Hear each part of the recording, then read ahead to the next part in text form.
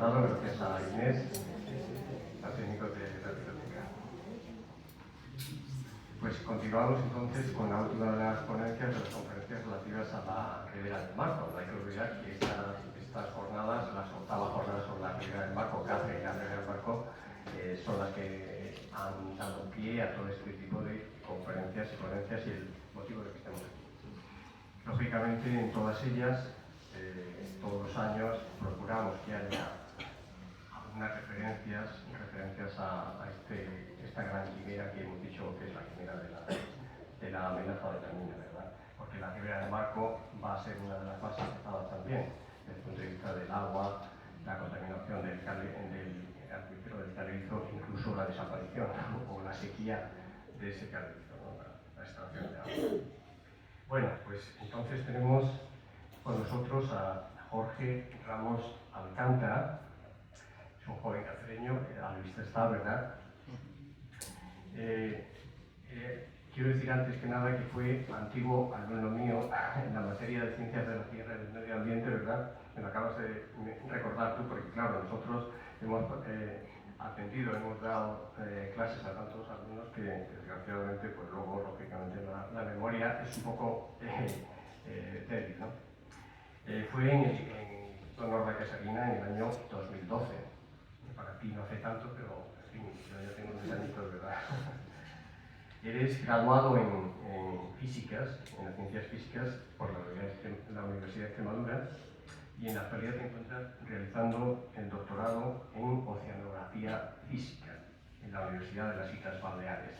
Claro, oceanografía relacionada con el mar, los océanos, ese es otro gran capítulo de la contaminación de los océanos, ¿verdad? Eres un estudioso, quizás has seguido ese camino, estudioso de las energías renovables y en general de las ciencias de la Tierra. Y bueno, por aquello de mi granito de arena, espero que las enseñanzas de la materia de ciencias de la Tierra y bachillerato te hayan de alguna manera impulsado a seguir estos estudios. Y sin más entonces, el título de tu ponencia, Energía y emisiones de la mina de litio en Cáceres. ¿Es verde? ¿Es sostenible?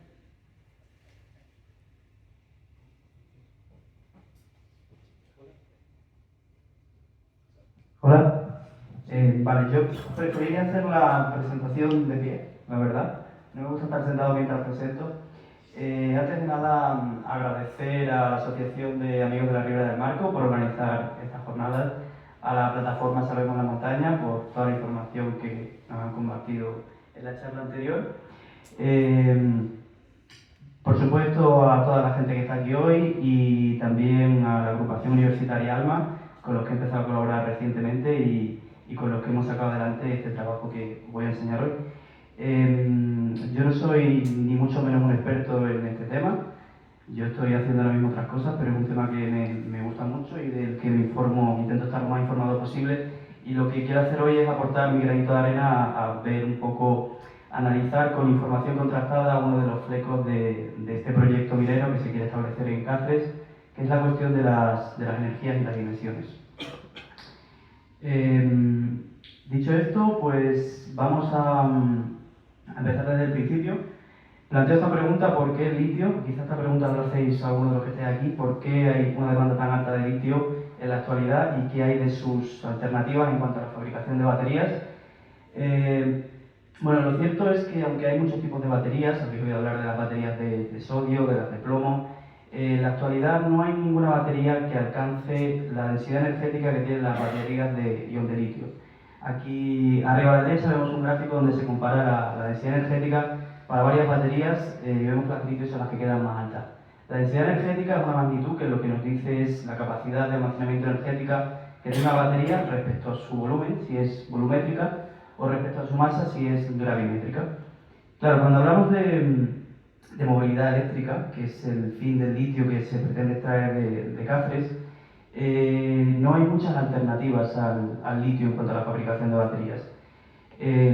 Claro, esto es como, por ejemplo, hay baterías incluso de hierro que podrían funcionar muy bien, pero obviamente no lo vamos a instalar en un coche porque pesa muchísimo. Entonces, también entra en juego en la cuestión del modelo de movilidad eléctrica que se nos plantea, es el único modelo que se nos plantea, que es aquel en el que los coches pues, tienen que hacer muchos kilómetros, tener una autonomía muy grande y recargar en muy poco tiempo. Eso deja fuera otro tipo de baterías que, si bien funcionan bien en trayectos urbanos cortos, como pueden ser las baterías de sodio, dentro de este modelo pues no tienen cabida. En la práctica, para la movilidad eléctrica, las únicas alternativas en cuanto a baterías que se nos plantean son las baterías de estado sólido. Las baterías de estado sólido lo que tienen de diferencia respecto a las de ion de litio es que el electrolito no es líquido, sino que es sólido. Esto potencialmente pues, podría solucionar muchos problemas de las baterías de ion de litio, reduciría los tiempos de recarga, aumentaría las autonomías, pero por ahora lo único que tenemos al respecto son prototipos y muchas promesas. Hay varias marcas de coches que ya han anunciado que las van a tener listas dentro de muy poco tiempo, pero las fechas no dejan de atrasarse en el tiempo. Y en cualquier caso, si finalmente estas baterías de estado sólido se desarrollasen, lo más probable es que sigan conteniendo litio. Arriba a la derecha vemos un esquema del que se considera el padre conceptual de las baterías de estado sólido, premio Nobel en 2019 por el desarrollo de las actuales baterías de ion de litio, y lo que nos propone en este estudio es un esquema con un ánodo de litio puro. Por otro lado, la agencia de informe de precios Benchmark prevé que en los próximos 10 años de la demanda de litio se pueda multiplicar por 6 y que si finalmente las baterías de estado sólido se desarrollasen podría aumentar un 22%. Y bueno, también decir que es verdad que hay trabajos, hay gente trabajando en alternativas a los ánodos de litio puro. Por ejemplo, abajo a la derecha tenemos un trabajo de este año que analiza varias opciones de alternativa, siendo los más prometedores los ánodos de silicio, pero la cuestión es que siguen teniendo litio en el electrolito. En cualquier caso, es una cuestión en pleno desarrollo. Este artículo es de ayer, como quien dice. Falta mucho por hacer en cuanto a las alternativas y también es una cuestión un tanto opaca porque las principales marcas están en plena carrera por ver quién consigue sacar primero las baterías de estado sólido.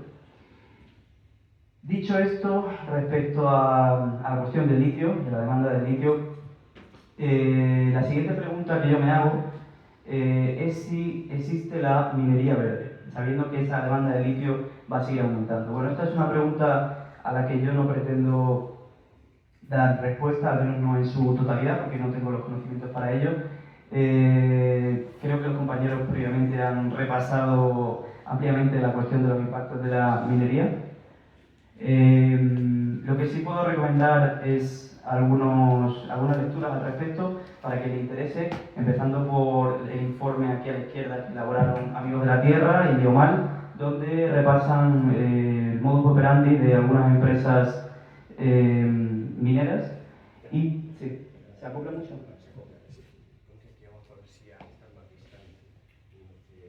Vale, a ver, mejor. ¿Sí? Vale.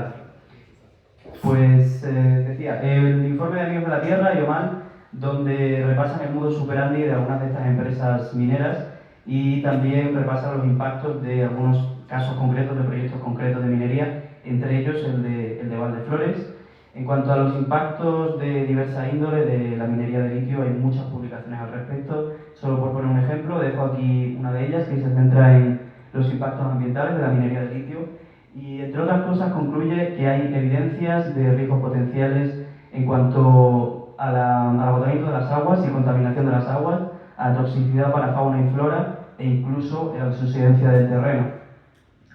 También decir, obviamente los que estáis aquí ya más o menos lo sabéis, para quien le interese, pues la plataforma Salvemos la Montaña en general y Marino Oliaje en particular, que por cierto me ha ayudado mucho en la elaboración de esta presentación, difunden continuamente contenido acerca de los riesgos e impactos de este proyecto de minería de litio. Así que, dicho todo esto, mi conclusión personal es que la minería verde de cualquier material en general y de litio en particular ni existe ni va a existir.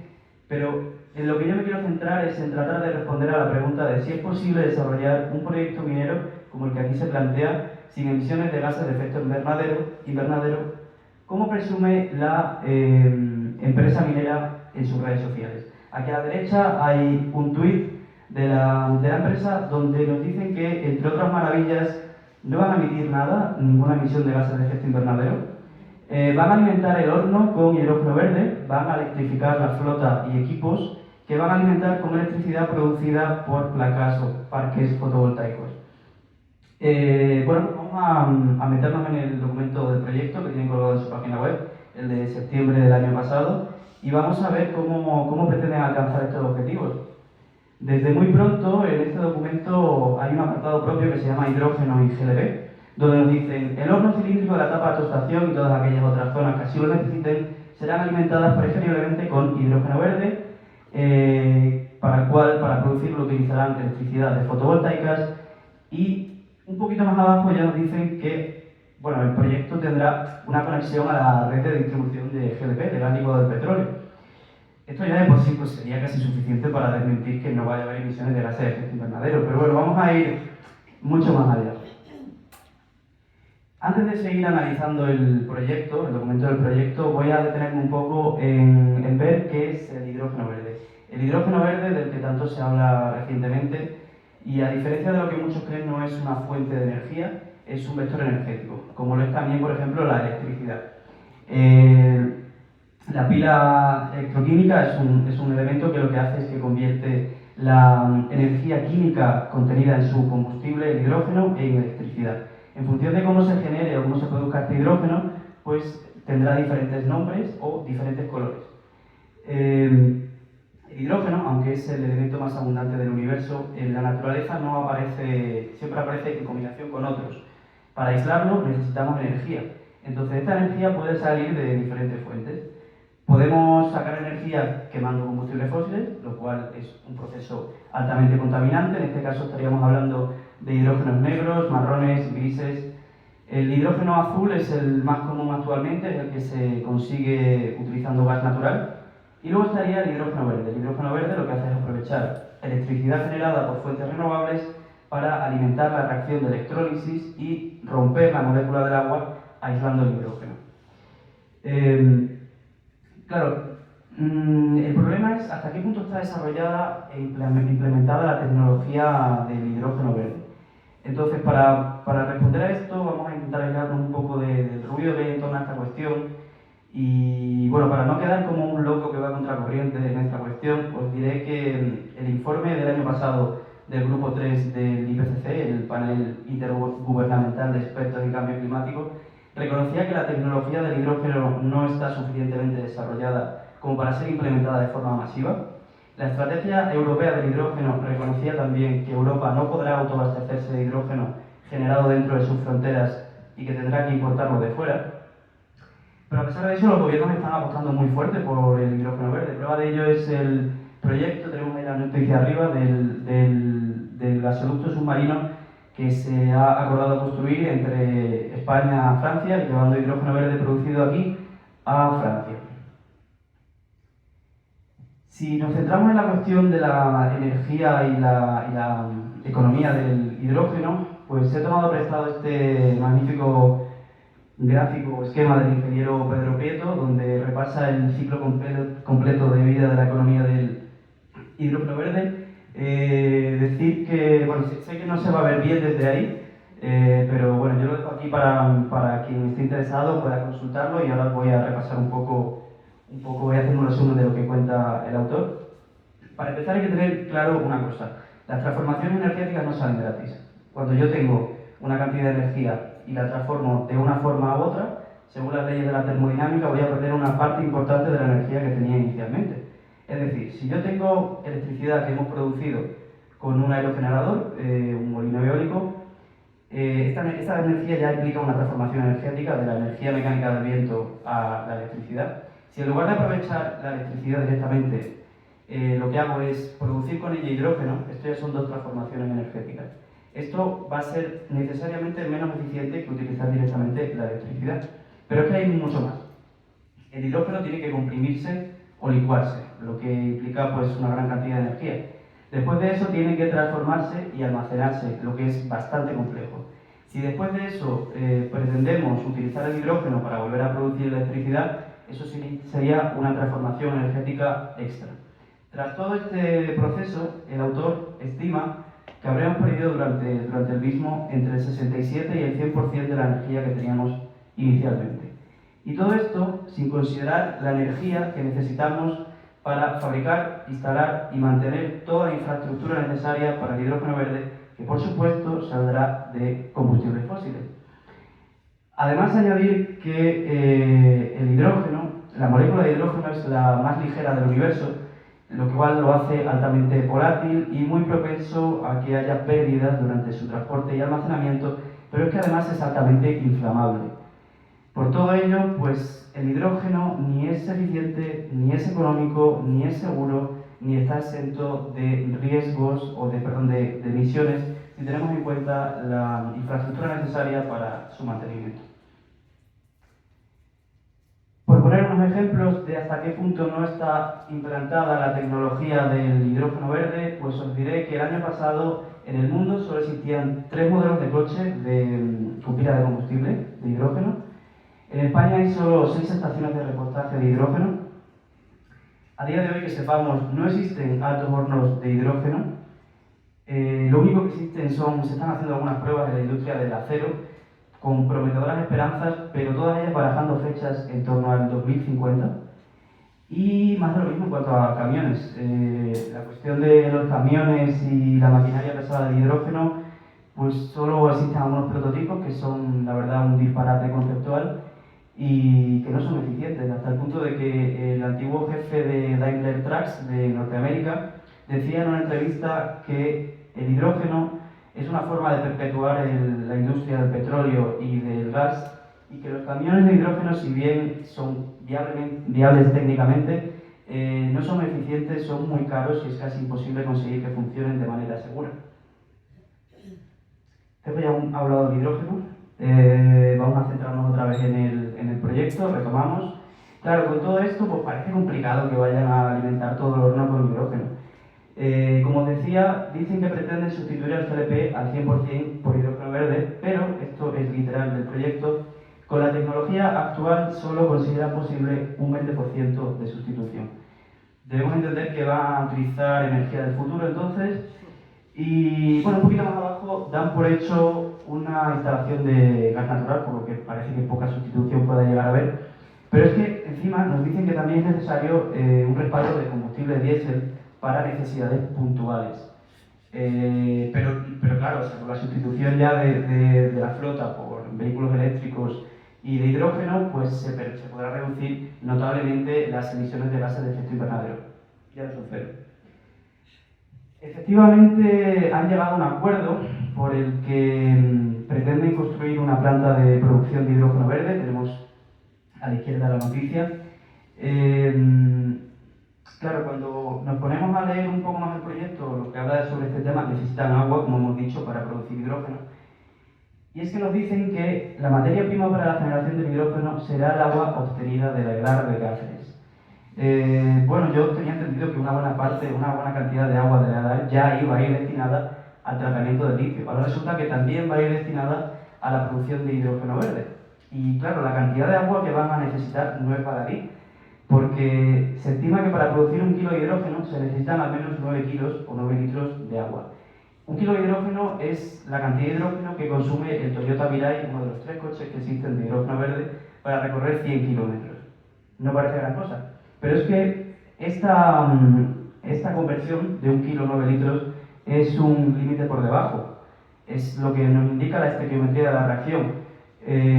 Otros estudios estiman que en la práctica, para producir 1 kilo de hidrógeno verde, necesitamos entre 60 y 95 litros de agua.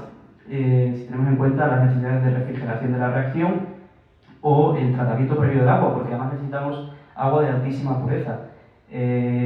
Claro, habría que considerar también ese tratamiento previo en el consumo energético si vamos a utilizar agua que procede de una depuradora. Otro problemilla que tienen es que, claro, en el proyecto dicen que van a trabajar 24 horas al día, también de noche. Claro, eso es un problema porque de noche las placas fotovoltaicas con las que van a generar la electricidad para luego producir hidrógeno, pues no funcionan. Pero no os preocupéis por eso porque eso está ya resuelto, lo tienen ya resuelto. Van a tener un respaldo en depósitos. Entonces, claro, lo que no sabemos es si estos depósitos van a ser de hidrógeno o directamente de GLP.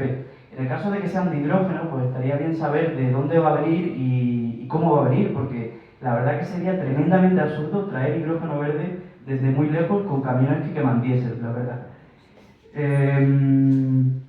Y luego, para terminar de cerrar este prodigio de las energías renovables, queda un último detalle, que es el tremendo parque solar que van a instalar, que van a montar, no nos dicen dónde, solo nos dicen que estará en la zona de Cáceres.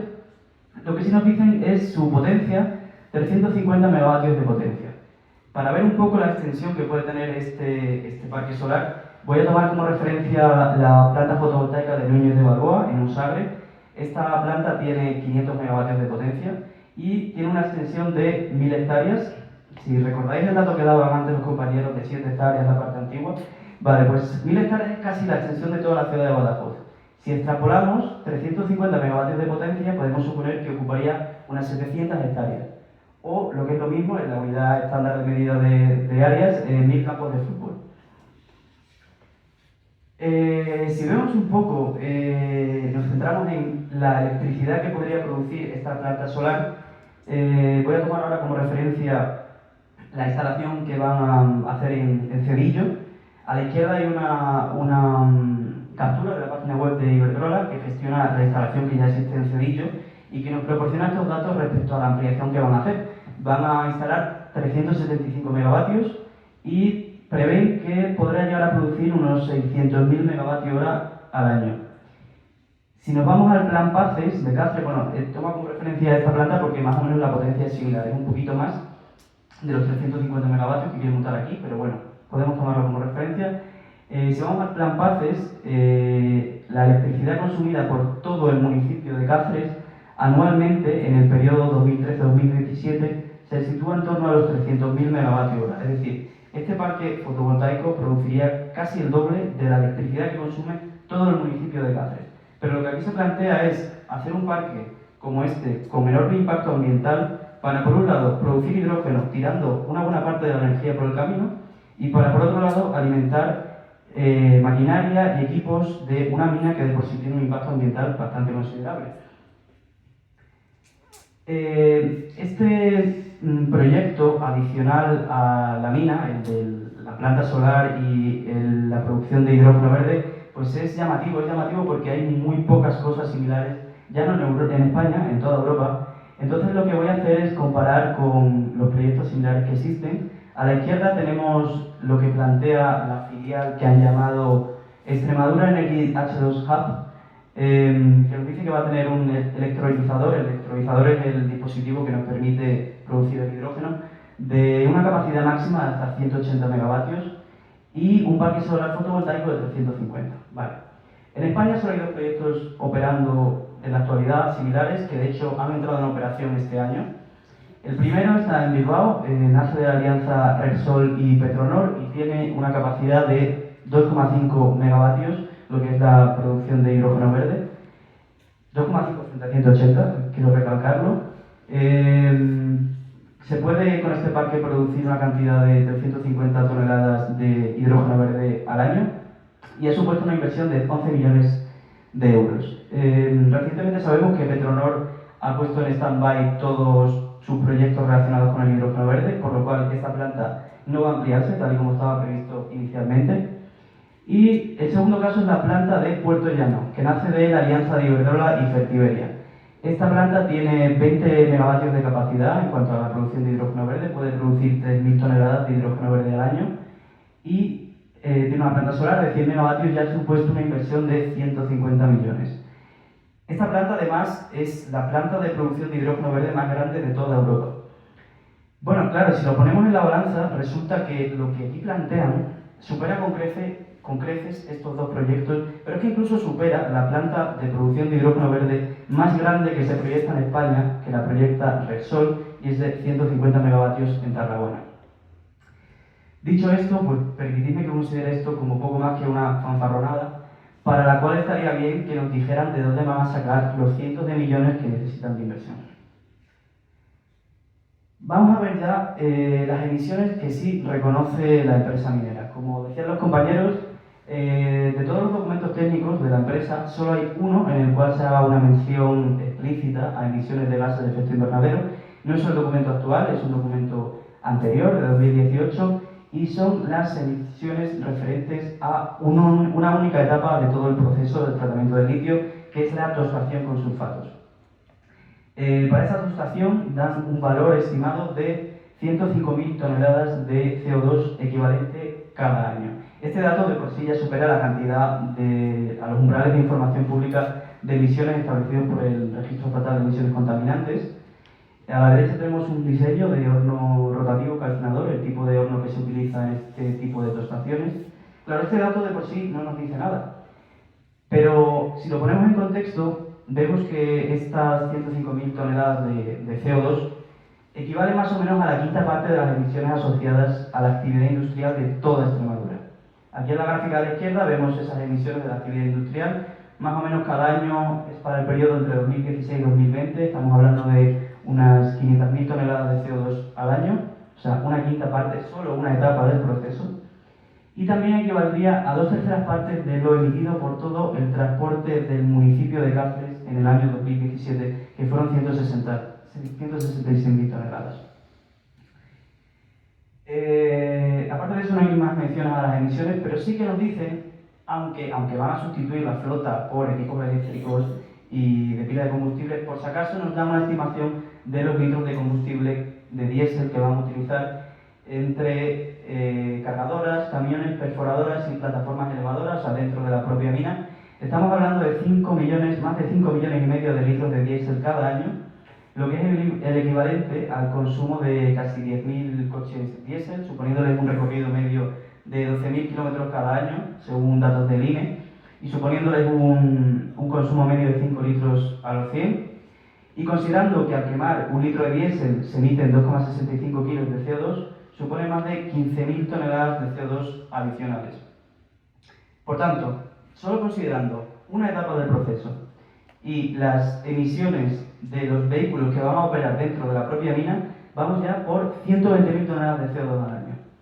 Claro, el problema es que si queremos hacer una evaluación integral de las emisiones de un proyecto como este, necesitamos saber la energía que va a consumir cada etapa y las emisiones asociadas a cada etapa. Como decía, no hay ningún dato, pero entre las etapas, que estaría bien saber cuánto van a emitir viendo su proyecto, pues puedo citar la trituración, la molienda, el cribado, la lixiviación, que debe hacerse a 90 grados, la cristalización, que debe hacerse a 95, la conversión por escalado, que debe hacerse a 90 grados, y un largo, etc.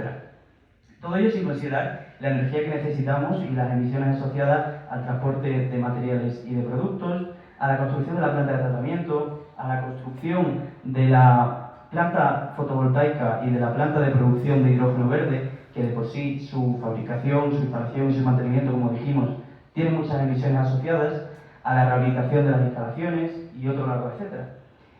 En general, la extracción de litio por roca dura, que es el tipo de extracción que se va a llevar a cabo o que se quiere llevar a cabo en Cáceres, lleva una cantidad de emisiones asociadas de gases de efecto invernadero mayor que la de las extracciones por salmuera, las extracciones que habitualmente se llevan a cabo en algunos países de Sudamérica.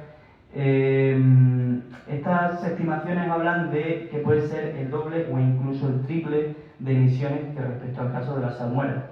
También está, esto lo podemos ver a la izquierda, la gráfica de la izquierda, también está la cuestión de la necesidad del agua, y es que también necesitan más del doble del agua que las extracciones en salmuera. Y ya un último ejemplo para que nos hagamos una idea de las emisiones que no se están considerando en todo este proceso. Podemos fijarnos en los reactivos que necesitan. Si nos fijamos en un reactivo en concreto, por ejemplo la cal, que es el reactivo del cual necesitan más cantidad, necesitan 76.000, casi 77.000 toneladas cada año de cal. Bueno, podríamos especular de dónde va a salir esta cal, porque, claro, las fábricas de cal más cercanas actualmente están en la zona de Mérida. Bien podrían optar por abrir nuevas canteras de caliza en la zona de Cáceres o volver a abrir algunas cerradas, que sin duda para ellos pues, sería lo más rentable. Pero bueno, sin entrar a especular de dónde va a salir la cal ni cuánto se va a emitir en su transporte, solamente en producir esa cantidad de cal, según el factor de conversión, se emitirían unas 54.000 toneladas de CO2 al año, solo en producirla. Y esto es solo un ejemplo. Como os digo, habría que ver cada uno de los reactivos, cuánto se emite en su producción, en su transporte y tantas otras cosas que no tienen en cuenta en ninguna parte. Voy a terminar ya con una reflexión personal. Puede parecer, después de todo lo que he dicho, que yo estoy en contra del litio o del hidrógeno verde o de la movilidad eléctrica, y no es verdad. Lo que sí que quiero decir es que por mucho desarrollo tecnológico que consigamos, por mucho que se mejoren las baterías, se desarrollen las baterías de estado sólido, por mucho que se mejore la infraestructura del hidrógeno verde, para enfrentar la enorme crisis energética que encaramos y para hacer frente a la terrible crisis climática que tenemos ya encima, cualquier solución coherente creo que debería pasar por el decrecimiento, por cambiar profundamente nuestra sociedad, nuestra economía y nuestra forma de vida.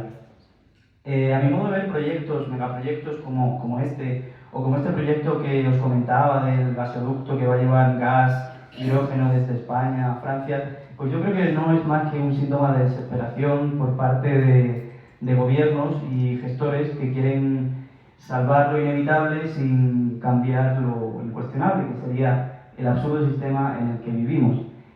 Pero bueno, tampoco pretendo aspirar a cambiar el mundo, por eso creo que hay que actuar a una escala más local. Yo hago esto porque creo que este proyecto que aquí se plantea sería el fin para mi ciudad, para nuestra ciudad, porque yo creo que no se puede vivir a 2 kilómetros de una mina de litio. Y el mensaje principal que yo quiero transmitir es que no debería ser lícito ni moral plantear un proyecto como este y basarlo en tecnologías aún por desarrollar, porque si toleramos eso, y venderlo como verde quiero decir, porque si toleramos eso, entonces vale cualquier cosa. Cuando la empresa nos dice que son un referente dentro de la industria verde y sostenible, pues nos miente. Y además nos miente de una forma descarada, porque solo hace falta leer por encima el proyecto que tienen colgado en su página web para ver que es mentira. Dicho esto, bueno, además es una de las muchas mentiras que ha ido dejando, una más, desde que ha ido dejando la empresa y todas sus filiales desde el momento en que se puso sobre la mesa este proyecto. Por este motivo y por muchos otros motivos más, aunque sea una lucha desigual, solo nos queda decir no a la mina.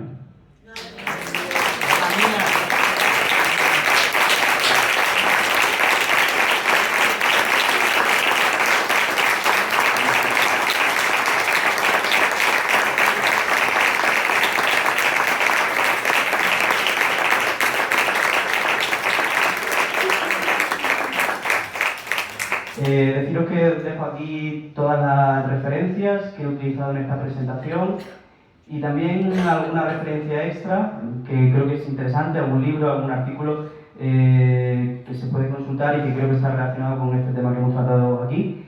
Y nada, por mi parte, muchas gracias a todos, ha sido todo, y dejo aquí mi correo, podéis escribirme, yo he encantado pasar en la presentación y eso es todo, por mi parte. Muchas gracias.